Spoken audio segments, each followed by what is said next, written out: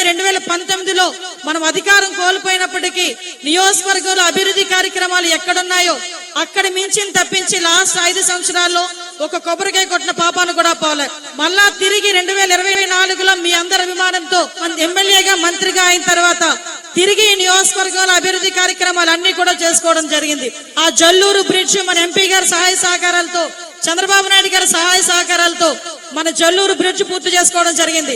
Panduru bridge సగంలో ఆగిపోయిన తర్వాత 5 సంవత్సరాలు ఎవరు మాట్లాడకపోయినా మళ్ళా ఇప్పుడు వచ్చి ఒక 4 కోట్ల రూపాయలు పెట్టి మనం చేసుకోవడం జరిగింది.